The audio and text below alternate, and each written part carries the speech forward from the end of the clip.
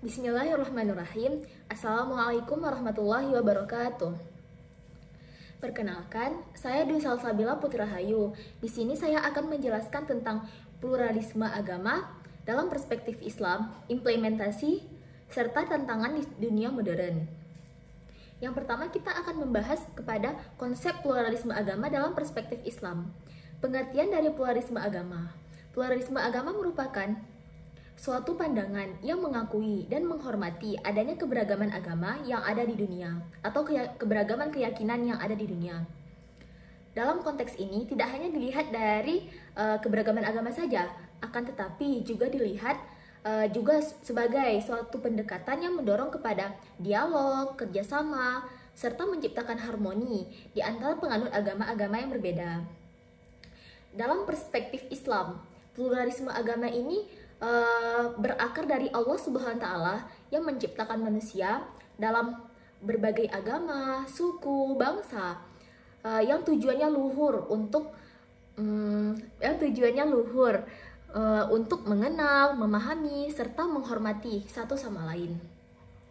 Hal ini tercantum dalam firman Allah Subhanahu wa Ta'ala, Quran Surah Al-Hujurat, surah ke-49 ayat 13 yang berbunyi, A'udzu billahi minasyaitonir rajim. Bismillahirrahmanirrahim.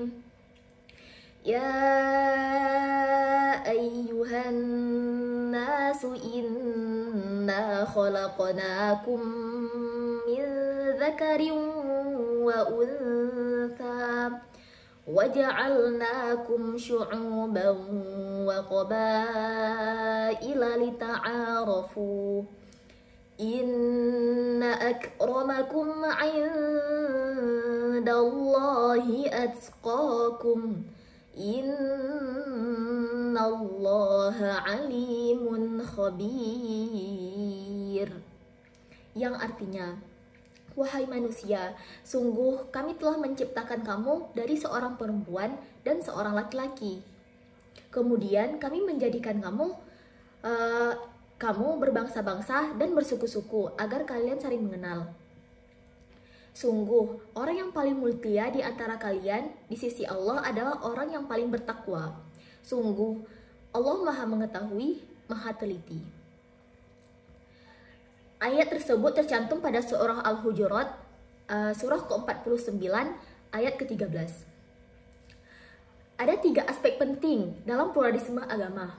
Yang pertama ada pengakuan terhadap keberagaman, yang kedua ada dialog dan komunikasi, yang ketiga ada kerjasama dalam kemanusiaan.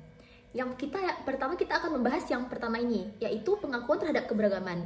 Dalam konteks ini, seseorang sudah mengakui adanya eksistensi agama-agama lain yang merupakan bagian dari realitas sosial yang harus kita hormati, yang harus kita hargai. Yang kedua ada dialog dan komunikasi.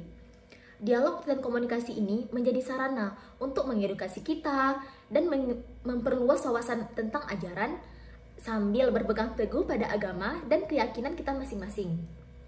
Yang ketiga ada kerjasama dalam kemanusiaan. Sebagai masyarakat yang plural, kita ini kan manusia sebagai masyarakat yang plural. Jadi dengan adanya kerjasama dalam bidang pendidikan, sosial, serta kerjasama dalam bidang kemanusiaan, ini menjadi kunci agar menciptakan kesejahteraan dalam masyarakat. Baik, setelah kita mengetahui apa itu pluralisme agama, selanjutnya kita akan mengimplementasikannya. Sekarang kita akan masuk kepada implementasi pluralisme agama. Ada 3 aspek penting dalam implementasi pluralisme agama. Yang pertama itu ada dialog antar agama, yang kedua ada pendidikan toleransi, yang ketiga ada kegiatan sosial bersama. Dialog antar agama ini maksudnya dialog adanya kita kayak bukan wawancara sih, kayaknya kita saling berhubungan kepada mereka. Misalkan saling berhubungan ini kayak silaturahmi lah, kayak itu kan, kita di antara penganut agama-agama yang berbeda. Jadi jangan kita, misalnya kita agama Islam, misalnya dia agama lain gitu kan, nanti jangan kita nggak mau kawan lah sama dia gitu, bukan kayak itu misalkan. Makanya di sini ada implementasi pada dialog antar agama di antar masyarakat kayak gini. Dalam konteks ini penting agar kita membangun adanya rasa kepedulian terhadap sesama dan kerjasama antar penganut agama yang berbeda. Selanjutnya ada pendidikan toleransi. Pendidikan toleransi ini merupakan sarana yang paling efektif untuk mengimplementasikan pluralisme agama. Selanjutnya yang ketiga, yang terakhir itu ada kegiatan sosial bersama. Maksud dari kegiatan sosial bersama di sini adalah seperti kerja bakti, terus perayaan hari-hari besar bersama, terus bisa juga sebagai kegiatan diskusi sosial tentang isu-isu sosial bersama. Nah, kita kan udah membahas pengertian dari pluralisme agama, sudah membahas implementasi pluralisme agama. Selanjutnya, kita akan membahas tantangan pluralisme agama di dunia modern, di dunia kita saat ini. Yang pertama itu, tantangan pluralisme agama itu di dunia modern itu ada 3 aspek juga. Yang pertama ada radikalisasi dan toleransi. Yang kedua itu ada politik identitas. Yang ketiga itu ada globalisasi dan budaya populer. Maksudnya di sini tuh radikalisasi dan toleransi. Berikut diantaranya adalah adanya kesenjangan sosial dan ekonomi. Terus yang kedua itu ada pengaruh ideologi ekstrim, maksudnya pemikiran yang ekstrim sekarang saat ini. Terus yang ketiga itu ada krisis identitas. Yang keempat itu ada keadaan yang membuat seseorang trauma dari pengalaman personal yang telah berlalu gitu, pernah dialaminya sebelumnya. Pertama kita udah masuk ke radikalisasi dan toleransi, selanjutnya kita akan masuk kepada politik identitas. Pada strategi politik ini sering dipakai atau sering digunakan oleh kelompok yang berdasarkan identitas seperti etnis, agama, budaya, jenis kelamin yang digunakan untuk mendapatkan kekuasaan dan pengakuan. Fenomena ini kalau di negara kita sendiri ya, Indonesia, sering terjadi pada saat menjelang pemilihan umum, baik itu pemilihan umum maupun pemilihan kepala daerah. Nah, yang ketiga kita akan masuk kepada kan udah tadi tuh radikalisasi dan toleransi udah. Habis itu politik identitas sudah. Yang ketiga itu tantangannya ada globalisasi dan pengaruh modern. Maksudnya di sini dalam masyarakat yang modern, kita ini kan berada di masyarakat yang Gen Z kan, di masyarakat modern. Dalam masyarakat yang modern kita sangat cepat terpengaruh terhadap budaya-budaya asing melalui media massa, terus bisa dari internet, terus bisa langsung dari percakapan komunikasi global kita terhadap misalkan kawan kita yang di luar negeri kayak gitu. Kita pengaruh ini bisa terjadi saat kita lagi scroll TikTok tuh, dari scroll TikTok, scroll Instagram kan, dan lihat kayak gini, ih bagus soy budaya orang nih, ikutin lah kayak gitu. Padahal di budaya kita tuh nggak ada tuh yang kayak gitu. Habis itu dalam hal ini membuat cemas para kalangan masyarakat yang eksistensinya berpegang teguh pada tradisi mereka. Jadi selanjutnya saya sudah membahas pengertian dari pluralisme agama, implementasi pluralisme agama, dan tantangan pluralisme agama di dunia modern. Selanjutnya saya akan mengambil kesimpulan dari implementasi pluralisme agama dalam perspektif Islam dan tantangan di dunia modern. Yang pertama, pengertian dari pluralisme agama.